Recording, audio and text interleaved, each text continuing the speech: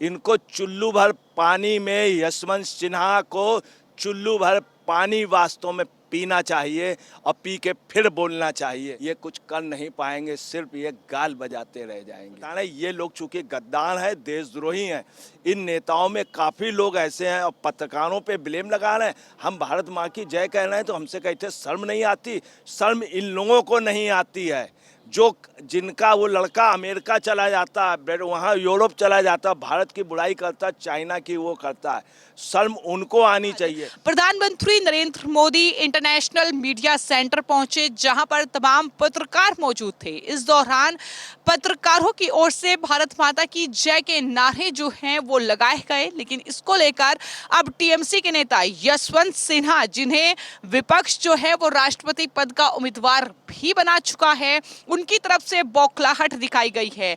एक पोस्ट किया गया जिसमें ये उन्होंने कहा कि दरअसल भारतीय मीडिया को शर्म आनी चाहिए कि उन्होंने भारत माता की जय के नारे लगाए हैं। इस पूरे मामले पर विस्तार से बातचीत करेंगे वरिष्ठ पत्रकार अजय जी मेरे साथ हैं। अजय जी, बहुत बहुत स्वागत है आपका। पत्रकार के तौर पर मैं आपसे ये जानना चाहूंगी कि क्या भारत माता की जय का नारा लगाना कोई शर्म की बात है जो यशवंत सिन्हा बोल रहे हैं? देखिए, बेहद गलत बात है यशवंत सिन्हा ने जो बोला है। एक तो यशवंत सिन्हा होते कौन है, दूसरी बात इन्होंने बोला क्या है कि जब मोदी मंडपम में मीडिया सेंटर गए प्रधानमंत्री जी, तो भारत माता की जय के नारे लगाने के लिए भारतीय मीडिया को शर्म आनी चाहिए। कितनी शर्म की बात है।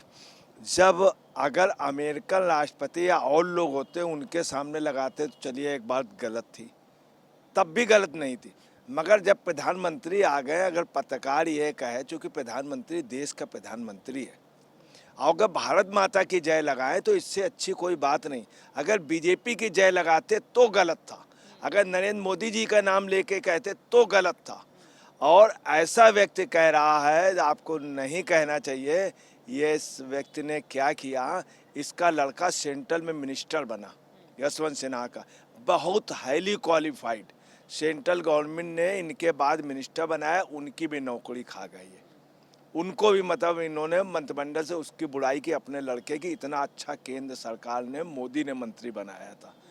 और आपको बताना है, ये ना झारखंड के रहें, ना बिहार के रहें, ना घर के रहें, ना राजघाट के रहें, ये कहीं के नहीं रह गए उधर का। और आपको बताना इनका क्या था, सबसे पहले जनता पार्टी में आए, जनता से बाद अटल बिहारी वाजपेयी ने इनको स्पेशली अपने साथ रखा। LK आडवाणी और अटल बिहारी वाजपेयी ने, ये भाजपा में रहे, भाजपा के बाद ये कांग्रेस गए, फिर लाल सलाम गए, लाल सलाम के बाद सपा वाले गुट में आए, फिर शरद पवार वाले गुट में, अब ये टीएमसी में। अब टीएमसी में भी नहीं, टीएमसी में ये आप पहले तो सिक्योरिटी गार्ड में थे, अब सिक्योरिटी गार्ड में नहीं, दरबान में कर दिए गए। दरबान इनकी ये पोजीशन है। ये इतने टॉप के लीडर थे, बीजेपी वालों ने इनको फाइनेंस मिनिस्टर बनाया। और इसी शख्स ने क्या किया कि एक जरा से डिस्प्यूट में कश्मीर में अलगाववादियों के पास जाके नीचे बैठे थे। ये प्रकाश कांत नीचे बैठे थे, वो कुर्सी में बैठा था नीचे, कि देश को एक करने के लिए गए थे, और अलगाववादी नेता के पास नीचे बैठ के उसको मना रहे थे कि किसी तरह भारत बचाओ। और ये बोल रहे थे भारत बचाओ। भारत तब भी बचा था, भारत आज ज़्यादा अच्छा बचा। अब आप अंदाज लगा लीजिए कि इनका क्या स्टेटस है। वहाँ जा कर के करने गए थे, अगर उसके बाद ये राष्ट्रपति को आके सूचित करते, प्रधानमंत्री को, तो कोई बात थी। लेकिन यहाँ पर सवाल जो है वो हम ये कर रहे हैं कि पत्रकारों का भारत माता की जय बोलना, आखिर इनकी बौखलाहट क्यों बढ़ रही है? अगर इंडिया को भारत बोलते हैं तब ये बौखला जाते हैं, अगर भारत माता की जय बोला जाता है तब ये बौखला जाते हैं। तो क्या ये तमाम चीजें भी ये बीजेपी से जोड़कर देखते हैं? क्या लगता है आपको? टोटल ये बीजेपी से असल में कहना चाहिए, जो INDI गठबंधन हुआ है उसका मकसद यही है कि भारत भाग्य विधाता है, उसको भाग्य विधाता ना बनने दो, जगह जगह डिस्प्यूट करा दो। और INDI के उसमें जो मोहब्बत की दुकान जो खोली थी उन्होंने, आउटलेट जो था उनका राहुल गांधी का, उन्होंने फ्रेंचाइजी कई लोगों को दे दी, स्टालिन को दे दी, इनको भी दे दी, ये भी फ्रेंचाइजी को यूज़ कर रहे हैं। और देश के लिए इससे शर्म की क्या बात है? अगर यहाँ पे भारत माता की जिंदाबाद ने क्या पाकिस्तान के नारे लगाएंगे? फिर पत्रकार यहाँ नहीं लगा सकता तो कहाँ? आपको मैं बता रहा हूँ कि अभी अमेरिकन उस पर मोदी जी गए थे तो एक मुस्लिम पत्रकार थी जिसने, वहीं अमेरिका की थी, जिसने पाकिस्तान का फेवर किया था और बीच में क्वेश्चन किया था, उसके बाद कुछ लोगों ने कहा होगा तो उसने कह दिया था पाकिस्तान जिंदाबाद। अब आप समझ लीजिए, एक मुस्लिम पत्रकार, उसने क्वेश्चन क्रॉस किए थे। जब अमेरिका में कह सकती, क्या भारतीय पत्रकार यहाँ पे अपने भारत मंडप में नहीं कह सकता? फिर भारत माता की जय। आप ये लोग एक्चुअली में उन लोगों के साथ हैं कि आपको बताना है बहुत दुखद बात कि राहुल गांधी पार्लियामेंट में आए, कहते हैं भारत माँ की हत्या कर दी, भारत माँ के टुकड़े कर दिए, और उन्होंने भारत माता जिंदाबाद के नारे नहीं लगाए, अपनी माँ को भी कह दिया। और आप समझ लीजिए इससे ज़्यादा दुखद क्या? भारत माँ के टुकड़े, भारत माँ के वो, भारत नाम से इन लोगों को नफरत है, भारत माता का कतई नहीं मानते। जब वंदे मातरम गीत गाया जाता पार्लियामेंट है कहीं पे, तमाम इनके लोग खड़े भी नहीं होते, या खड़े होते हैं तो आपको बता रहे हैं कि वो अटेंशन की पोजीशन में नहीं होते हैं, और कई लोग तो उसको रिपीट करते ही नहीं, उसको बोलते हैं ही नहीं वंदे मातरम। कई लोग इनके कई सांसद, आप समझ लीजिए, बड़ी दुखद बात है कि देश के अंदर रह करके इस तरह की बात करना, ये आप समझ लें इनके ऊपर देशद्रोह का मुकदमा होना चाहिए। हो सकता आदमी बुजुर्ग हो गया और दिमाग काम करना कम किया हो तो आदमी मुंह का कम से कम उपयोग करे, कम से कम बोले। लेकिन अजय जी, यहाँ पर महत्वपूर्ण सवाल ये भी है कि विपक्ष जो है वो यशवंत सिन्हा को राष्ट्रपति का उम्मीदवार बनाता है, और खबरें तो ऐसी भी हैं कि प्रधानमंत्री पद के उम्मीदवार के लिए भी विपक्ष उन्हें आगे कर सकता है। तो अगर ऐसा देश का राष्ट्रपति बन जाए या प्रधानमंत्री बन जाए तो देश किस दिशा में जाएगा? और क्या जनता को अब समझ जाना चाहिए कि यशवंत सिन्हा जैसे शख्स अगर ये कहते हैं कि भारत माता की जय का नारा मीडिया ने लगाया, शर्म आनी चाहिए, तो आखिर ये किस दिशा में देश को ले जाना चाहते हैं? देखिए, मैं आपको बता दूं कि अगर ऐसे लोग देश के प्रधानमंत्री बन जाएं, ये बन जाए, या एक बाबला और है 52 साल का जो अमेरिका वगैरह फॉरेन चला जाता है, अगर वो बन जाए, ये पता चलेगा ये देश जो है गिरवी रखा है। 30 साल बाद पता चलेगा कि भूटान के अंडर में गिरवी रखा। आपको बताना है कि इसके पहले भी यही पोजीशन रही कि नेहरू जी ने पूरी हमारे देश की सीमाएं दे दी, पूरे चाइना को इतनी बड़ी जगह दे दी। मनमोहन सिंह के कार्यकाल में यही हुआ, इतने घोटाले हुए, देश के ऊपर इतना इतना कर्ज था, आज कर्ज नहीं है। हम किस्तें देते रहते थे वर्ल्ड बैंक को, इन सबको। आज की डेट में हम प्रॉफिट ले रहे हैं, हम पेट्रोल बेच रहे हैं, हमारी आर्थिक स्थिति अच्छी हो गई, हम 5वीं अर्थव्यवस्था में। ये आपको बताना है कि ये यशवंत जी का वो है, और यशवंत जी के ऊपर देशद्रोह की कार्रवाई होना बहुत गलत बात है कि देश के लिए, भारत माता की जय के लिए कहने शर्म आ रही है। अगर कोई आदमी अगर ये कहे भारत माता की जय तो ये कहेंगे शर्म आ रही है, आपको शर्म नहीं आई तो क्या नारा लगाएं? क्या पाकिस्तान की जय लगामें या किसकी लगामें? आप बताइए किसकी लगाएं?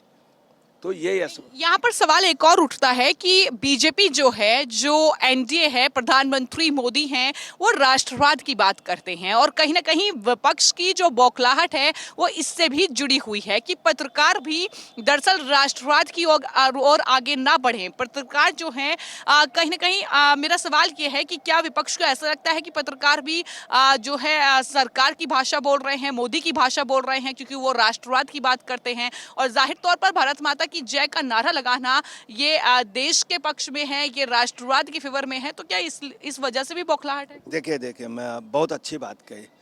इस देश को आज़ाद कराने में पत्रकारों का हाथ रहा है। सबसे ज़्यादा पत्रकारों ने कुर्बानी दी है देश को आज़ाद कराने में। समाचार पत्रों ने लिखा, महात्मा गांधी भी पत्रकार थे, अटल बिहारी वाजपेयी भी पत्रकार थे, मोतीलाल ने उस समय करोड़ों रुपया देके अपने लड़के नेहरू को भी पत्रकार बनाया, इंदिरा जी को भी पत्रकार बनाया। ये देश पत्रकारों, महात्मा गांधी बहुत टॉप के पत्रकार थे। सब लोगों ने, पत्रकारों ने इस देश को आज़ाद। पत्रकार कुछ भी हो, राष्ट्रद्रोही नहीं, पत्रकारों को सब कुछ बर्दाश्त है। पत्रकार सिर्फ एक चीज़ से डरता है कि उसके ऊपर राष्ट्रद्रोह का मुकदमा ना चले। ये नेता सो जो हैं, ये सब ये मोस्टली करप्ट हैं और इनका जो हमेशा रहे इनके जो अकाउंट्स हैं ये स्विस बैंक में हैं, पत्रकारों के नहीं हैं। ये तमाम नेता हैं जो विपक्ष के, इनके स्विस बैंक में अकाउंट। इन्हीं का एक खास प्रधानमंत्री बोफोर्स में कमीशन खा गया था। इन्हीं का खास जवाहरलाल नेहरू अपनी सीमाएं हमारी सीमाएं दे आया था।